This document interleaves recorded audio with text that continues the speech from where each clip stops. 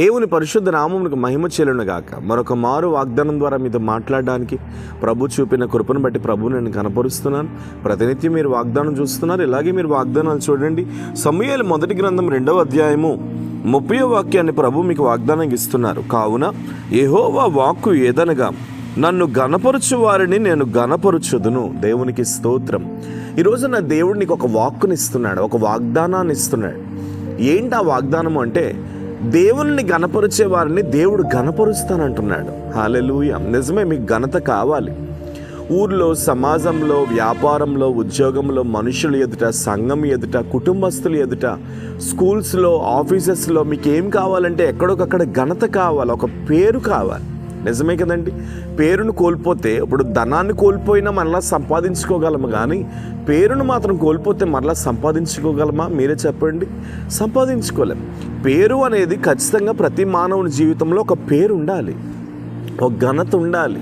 ఎందుకంటే వెళ్ళేటప్పుడు మనము భూమి మీద మన దినములు ముగించుకొని మన మహిమలోనికి వెళ్ళినప్పుడు, మన డెడ్ బాడీని దేబెడుతున్నప్పుడు మన వెనకాతల మనం సంపాదించిన ఆస్తులు కానీ పాస్తులు కానీ ఏమీ మనతో రావు. మన వెనకాతలు వచ్చేది ఏదైనా ఉన్నదంటే అది ఒక ఘనత మాత్రమే వస్తుంది. మంచి పేరు సంపాదించుకొని వెళ్ళాడు, మంచి పేరు సంపాదించుకొని వెళ్ళింది అని మన కొరకు సాక్ష్యం ఇస్తారు. ఎప్పుడు మీరు ఒక విషయాన్ని గుర్తుపెట్టుకోండి, నువ్వెప్పుడు కూడా మంచి మనిషిగానే భూమి మీద బ్రతకాలి.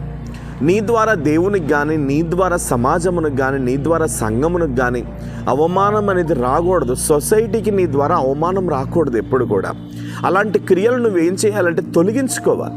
నువ్వెప్పుడు కూడా మంచి వ్యక్తిగా ఉంటూ, మంచి మనిషిగా బ్రతుకుతూ, బైబిల్లో కూడా చాలామంది వ్యక్తులు చెడ్డ జీవితాలు జీవించిన వారికి వారి ముగింపు చాలా దారుణంగా ముగించబడింది. మంచిగా బ్రతికిన వారి ముగింపు మహిమకరంగా ముగించబడింది. ఏదన్నా మన చేతుల్లోనే ఉంటుందండి. మంచిగా బ్రతికినా, చెడుగా చచ్చిపోయినా అది ఏదన్నా మన చేతుల్లోనే ఉంటుంది.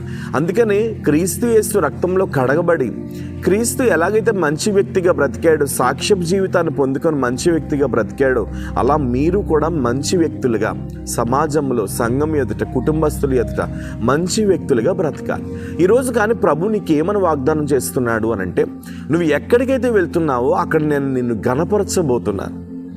నువ్వు ఏ పనన్నా చేస్తున్నావో అక్కడ నేను గణపరచబోతున్నాను. ఒకవేళ ఈ వాగ్దానం చూస్తున్నా మీలో ఎవరైనా, మా లైఫ్, మా సాక్ష్యం పోయిందండి, మా వ్యాపారం తాలూకా పలుకుబడి పోయిందండి, లేదా మా కుటుంబం తాలూకా పలుకుబడి పోయిందండి అని ఒకవేళ నువ్వు వేదన పడుతున్నావేమో, నీ పలుకుబడిని మరలా దేవుడు నీకు అనుగ్రహించబోతున్నాడు. Praise the lord.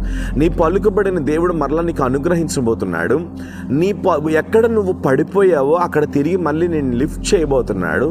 దిగజారిన స్థలంలోనే మరలా నీ తలను దేవుడు పైకెత్తబోతున్నాడు. కానీ నువ్వు తెలుసుకోవాల్సిన సత్యం ఏంటంటే, దేవుని గణపరచుటలో ఎప్పుడు నువ్వు ముందుండాలి. దేవుణ్ణి ఎప్పుడు నువ్వు గణపరచాలి. దేవా నీకు స్తోత్రం, నువ్వు ఉండబట్టే నేనున్నాను, నువ్వు ఉండబట్టే నా బ్రతుకుంది అని దేవుణ్ణి ఎప్పుడు కొనియాడుతూ దేవుణ్ణి మీరేం చేస్తూ ఉండాలంటే గణపరుస్తూ ఉండాలి.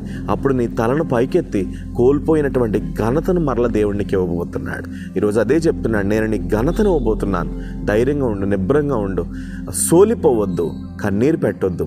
ప్రేమ, పరిశుద్ధము, నమ్మకమైన తండ్రి, ఈవేళ మీరు మాట్లాడిన ప్రతి మాటను బట్టి స్తోత్రములు. మీరు మీ బిడ్డలకు ఘనతనిస్తున్నందుకు వందనాలు.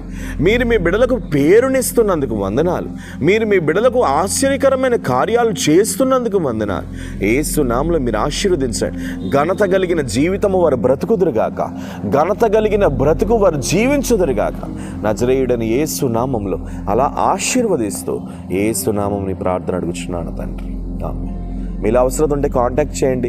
ఖచ్చితంగా మీ కొరకు మేము ప్రార్థన చేస్తాం. దేవుడు మిమ్మల్ని ఆశీర్వదించి దీవించును గాక. Praise the lord.